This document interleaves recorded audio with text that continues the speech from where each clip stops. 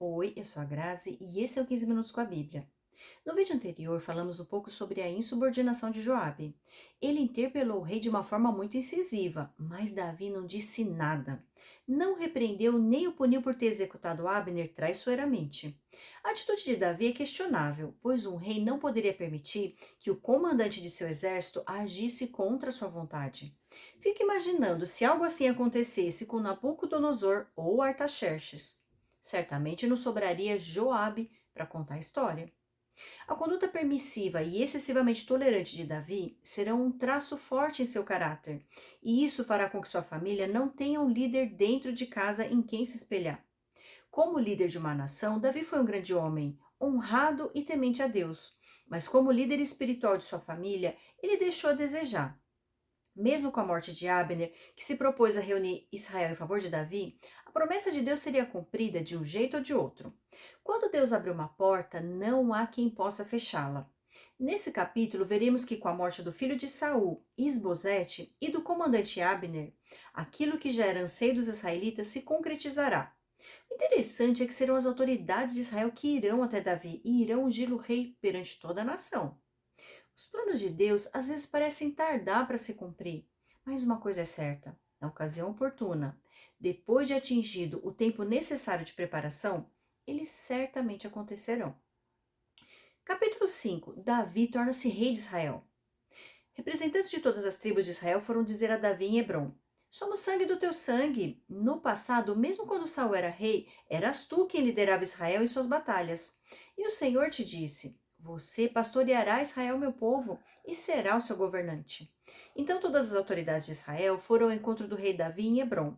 O rei fez um acordo com eles em Hebrom perante o Senhor, e eles ungiram Davi rei de Israel. Davi tinha 30 anos de idade quando começou a reinar e reinou durante 40 anos. Em Hebrom, reinou sobre Judá 7 anos e meio, e em Jerusalém reinou sobre todo Israel e Judá 33 anos. Olha que interessante, os representantes das tribos vão até Davi e declaram que era ele quem ia à frente das batalhas, mesmo na época de Saul, e que havia uma promessa sobre ele. Ou seja, todos conheciam a promessa e reconheciam a autoridade de Davi para governar sobre o povo. Foi apenas uma questão de tempo até que o que era uma promessa se tornasse uma realidade. E sabe qual é a reflexão que eu faço aqui? Na hora certa, aqueles que te desprezam um dia te honrarão. Você não precisa se provar, contestar ou tentar derrubar o outro, só precisa dar o seu melhor, frutificar onde Deus te plantou. E quando chegar o momento oportuno, a sua autoridade será reconhecida. Não é preciso puxar o tapete de ninguém, nem se autopromover. Aquilo que é de Deus para sua vida não se perde e nem se atrasa, apenas acontece no momento certo.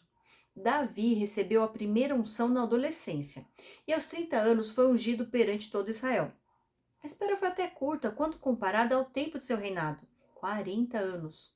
O tempo de treinamento foi necessário para que o nome de Davi fosse honrado, para que fosse colocado à prova e tivesse seu caráter aprovado.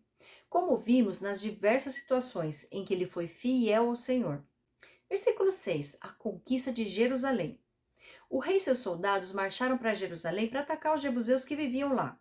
E os jebuseus disseram a Davi: Você não entrará aqui, até os cegos e aleijados podem se defender de você. Eles achavam que Davi não conseguiria entrar, mas Davi conquistou a fortaleza de Sião, que veio a ser a cidade de Davi. Naquele dia disse Davi: Quem quiser vencer os jebuseus terá que utilizar a passagem de água para chegar àqueles cegos e aleijados, inimigos de Davi. É por isso que dizem: os cegos e aleijados não entrarão no palácio. Davi passou a morar na fortaleza e chamou a cidade de Davi. Construiu defesas na parte interna da cidade desde o Milo, e ele se tornou cada vez mais poderoso, pois o Senhor, o Deus dos exércitos, estava com ele. Pouco depois, Irão, rei de Tiro, enviou a Davi uma delegação, que trouxe toras de cedro e também carpinteiros e pedreiros que construíram um palácio para Davi. Então Davi teve certeza de que o Senhor o confirmara como rei de Israel e que seu reino estava prosperando por amor de Israel, seu povo. Depois de mudar-se de Hebrom para Jerusalém, Davi tomou mais concubinas e esposas e gerou mais filhos e filhas. Estes são os nomes dos que lhe nasceram ali: Samua, Sobabe, Natã, Salomão, Ibar, Elisua, Nefeg, Jafia, Elisama, Eliada e Elifelete.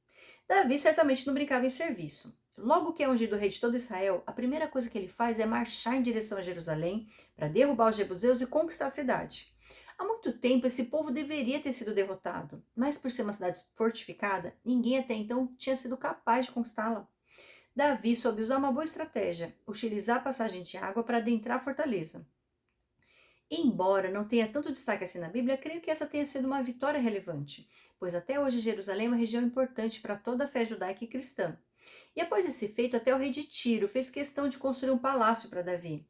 Não foi ele quem encomendou isso, mas sim foi o próprio Irão quem tomou a iniciativa. E quando foi agraciado com esse palácio, Davi não julgou que fosse por mérito próprio, por suas conquistas. Ele compreendeu que aquilo só estava acontecendo por conta do amor do Senhor por seu povo. A prosperidade que Davi estava conquistando, ele não acreditava ao seu próprio empenho, mas sim à infinita bondade de Deus. Como todo ser humano, Davi também tinha seu ponto fraco, que eram as mulheres. Logo que se muda para Jerusalém, ele toma um incontável número de novas esposas e concubinas, e tem mais 11 filhos. Não estou dizendo que o fato de ter muitos filhos seja uma coisa ruim, pelo contrário. Os filhos são herança do Senhor e são sem dúvida a maior bênção que pais e mães podem receber. Mais do que ter muitos filhos, é importante ter uma estrutura familiar forte, na qual o homem exerça a função de marido e pai e a mulher exerça a função de esposa e mãe. Com tantas mulheres assim, como seria possível Davi dar a atenção que uma esposa e filhos merecem? Creio que seja por conta disso que sua prole tão numerosa trará mais desgostos para a vida de Davi do que alegrias. Todas essas mulheres, concubinas e filhos não moravam com Davi no palácio. Certamente ele deveria escolher sua preferida para viver junto dele, e o restante vivia em outras casas. Ele raramente devia ter contato com boa parte de suas esposas e filhos. E isso explicaria, em parte, o fato de ele não ser uma figura marcante na formação do caráter de seus filhos. Mais adiante veremos que ele não os repreendia, não questionava suas atitudes e permitia que fizessem o que quisessem. A impressão que tenho é que, dependendo de quem era a mãe, alguns dos filhos de Davi foram sendo criados como homens mimados, acostumados a não ter limites para os seus desejos.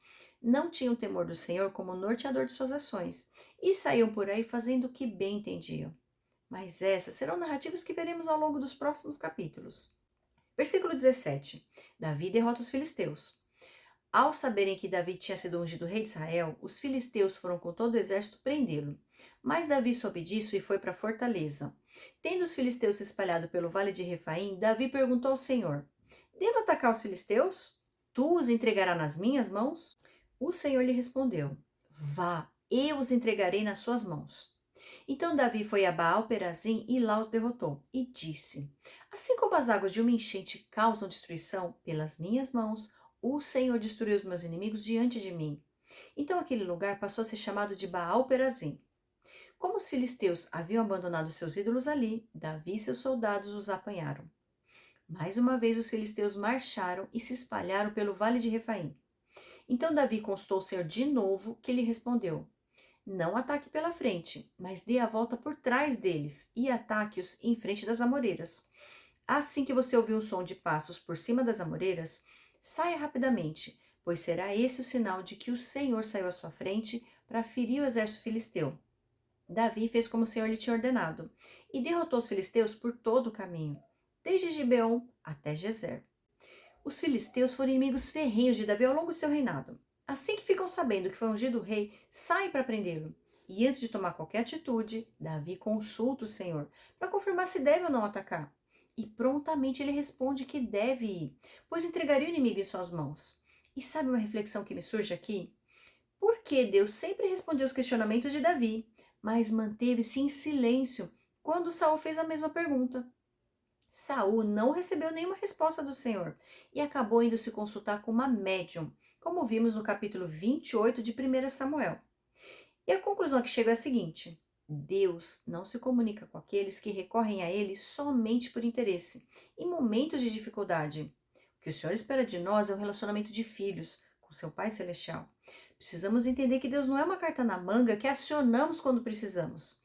Ele deve ser encarado como um Pai amoroso, que anseia a nossa presença, que deseja estar próximo de nós em todos os momentos.